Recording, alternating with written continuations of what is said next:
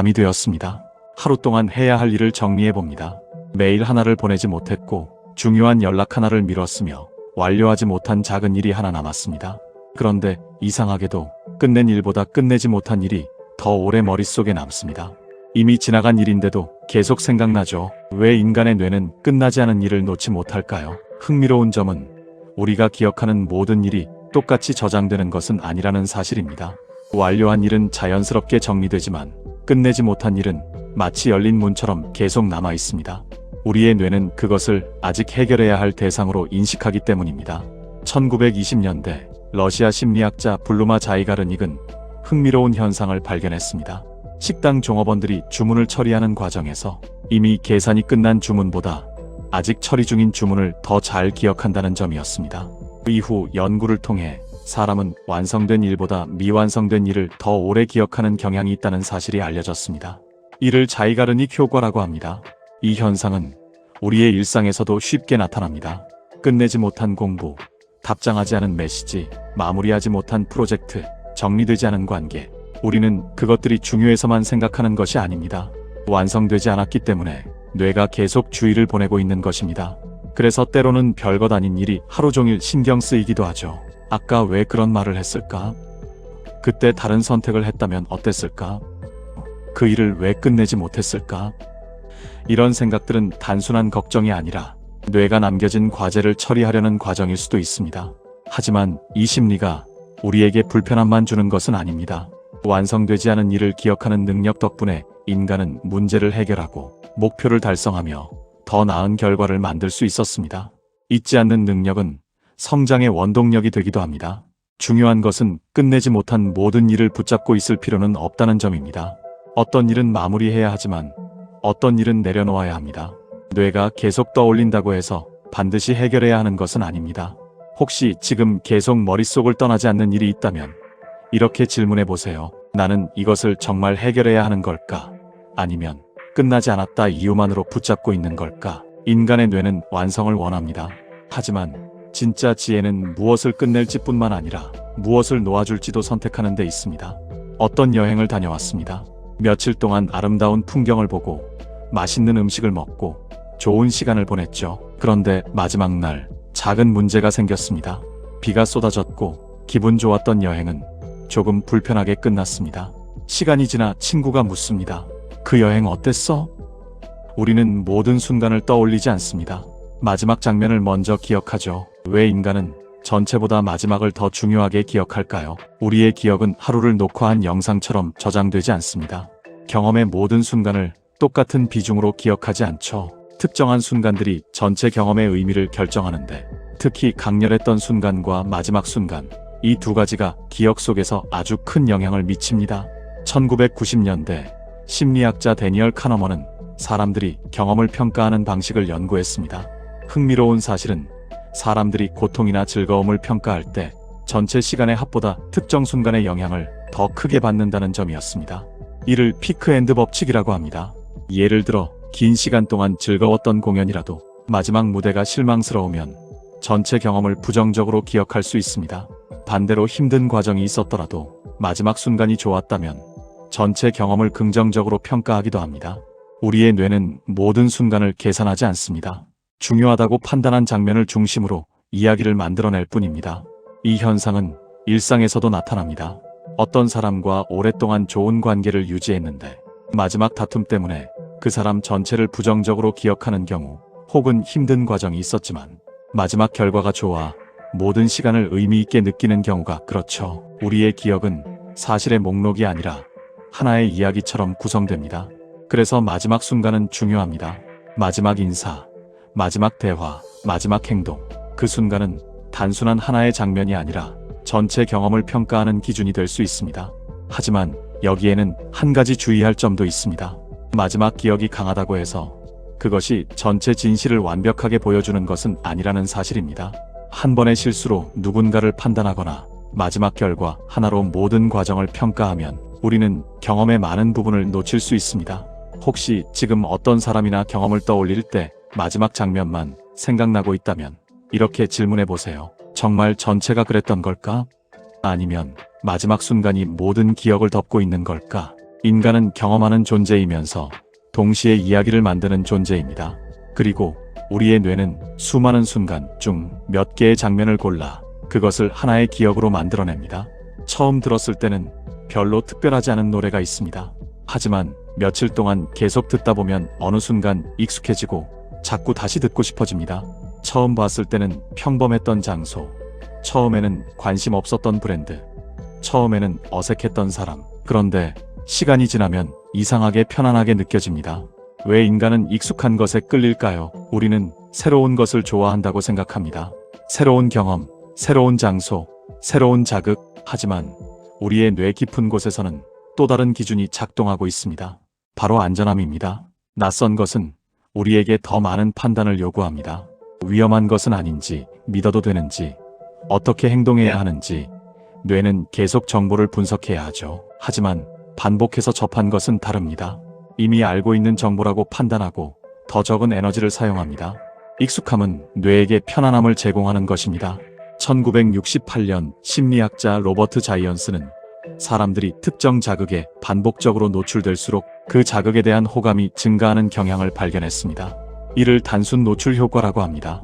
중요한 점은 우리가 좋아해서 반복하는 것뿐만 아니라 반복해서 보았기 때문에 좋아하게 되는 경우도 있다는 것입니다.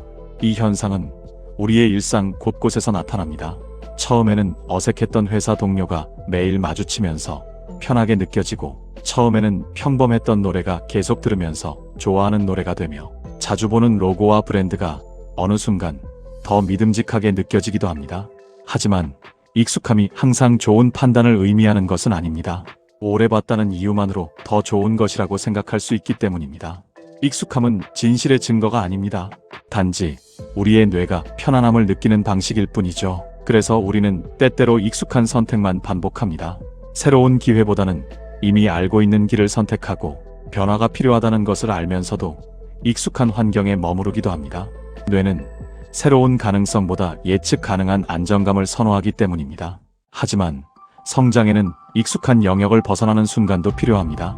처음에는 낯설고 불편한 것들이 시간이 지나면 새로운 가능성이 될 수 있습니다. 혹시 지금 처음이라서 망설이고 있는 것이 있다면 이렇게 질문해 보세요. 정말 나에게 맞지 않는 걸까? 아니면 아직 익숙하지 않은 것뿐일까? 인간의 뇌는 익숙한 것을 편안하게 느끼도록 만들어졌습니다. 하지만 새로운 경험을 받아들이는 순간 우리는 더 넓은 세계를 만들어갈 수 있습니다. 중고 거래를 해본 적이 있으신가요? 사용하지 않는 물건을 판매하려고 합니다. 분명 오래 사용했고 새 제품 가격보다 훨씬 낮은 가격에 팔아야 한다는 것도 알고 있죠. 그런데 막상 가격을 정하려고 하면 이상한 생각이 듭니다. 이 정도 가격은 받아야 하지 않을까? 생각보다 좋은 물건인데. 하지만 구매자는 다르게 생각합니다. 조금 비싼 것 같은데 왜 같은 물건을 두고 판매자와 구매자는 전혀 다른 가치를 느낄까요? 흥미로운 점은 물건의 객관적인 가치가 바뀐 것이 아니라는 사실입니다. 그 물건은 그대로 있습니다. 그런데 단 하나의 변화가 생겼죠. 바로 누군가의 것이 되었다는 점입니다. 이 순간 우리의 뇌는 그 대상에 특별한 의미를 부여하기 시작합니다.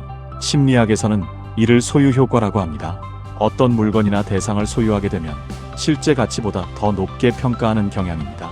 1990년대 심리학자 리처드 탈러는 사람들이 자신이 가진 물건을 판매할 때 구매하려는 사람보다 더 높은 가격을 요구하는 경향을 연구했습니다. 예를 들어 누군가에게는 평범한 머그컵이 있습니다. 하지만 그 컵을 몇 년 동안 사용했다면 어떨까요? 그 컵에는 단순한 물건 이상의 의미가 생깁니다. 처음 샀던 기억, 사용했던 시간, 함께했던 순간, 물건 자체보다 그 안에 담긴 경험이 가치가 되는 것입니다. 이 심리는 물건에만 적용되지 않습니다. 우리가 선택한 길, 내가 만든 결과물, 내가 투자한 시간, 내가 유지해온 관계, 이런 것들도 마찬가지입니다. 직접 연결된 순간 우리는 그것을 더 쉽게 놓지 못합니다. 그래서 때로는 이미 가치가 낮아진 것을 계속 붙잡기도 합니다. 여기까지 노력했는데, 시간을 이렇게 많이 썼는데 쉽게 포기할 수 없어. 이런 생각은 때로는 좋은 의지가 되지만 때로는 새로운 선택을 방해하기도 합니다. 중요한 것은 내가 가진 것을 소중하게 여기는 마음 자체가 잘못된 것은 아니라는 점입니다. 애착은 인간을 연결하고 추억을 만들어줍니다. 문제는 그것이 가치가 아니라 집착으로 변하는 순간입니다.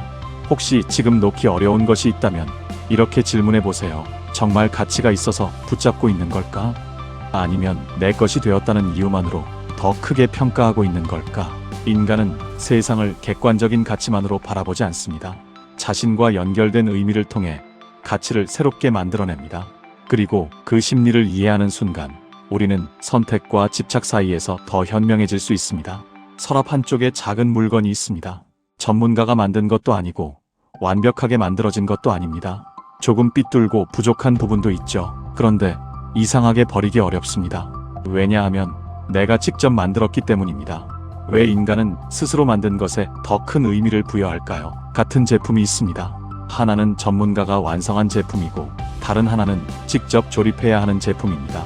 시간도 필요하고 조금 귀찮은 과정도 있죠. 그런데 많은 사람들은 직접 완성한 결과물에 더 큰 애착을 느낍니다.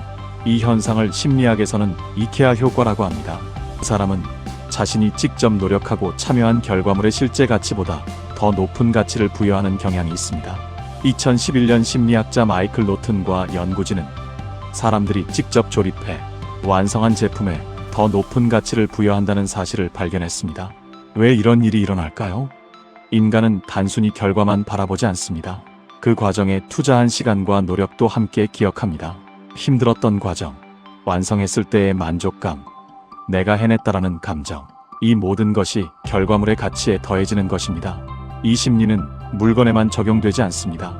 오랫동안 노력한 운동, 직접 만든 콘텐츠, 열심히 준비한 프로젝트, 시간을 들여 성장시킨 관계, 우리는 노력한 것일수록 더 특별하게 느낍니다. 하지만 이 심리는 때때로 우리를 속이기도 합니다. 오랜 시간을 투자했다는 이유만으로 이미 좋은 선택이 아닌 것을 계속 붙잡을 수 있기 때문입니다. 여기에 너무 많은 시간을 썼어. 지금 포기하면 모든 게 의미 없어져. 이런 생각은 때로는 성장의 원동력이 되지만 때로는 변화를 막는 벽이 됩니다. 중요한 것은 노력이 항상 가치를 보장하지는 않는다는 점입니다. 시간을 많이 썼다고 해서 반드시 좋은 결과가 만들어지는 것은 아닙니다. 진짜 중요한 것은 얼마나 오래 붙잡았는지가 아니라 그 노력이 나를 어디로 데려가고 있는지입니다. 혹시 지금 놓기 어려운 일이 있다면 이렇게 질문해 보세요. 정말 가치가 있어서 계속하는 걸까? 아니면 내가 많은 노력을 했기 때문에 특별하게 느끼는 걸까? 인간은 자신이 참여한 것에 의미를 부여하는 존재입니다. 그리고 그 마음 덕분에 우리는 무언가를 만들고 배우고 성장할 수 있습니다. 분명 알고 있습니다. 지금의 상황이 완벽하지 않다는 것을, 더 좋은 선택이 있을 수도 있다는 것을 말이죠. 하지만 쉽게 움직이지 못합니다. 새로운 직장, 새로운 환경, 새로운 관계, 변화가 필요하다고 생각하면서도 결국 익숙한 자리로 돌아옵니다.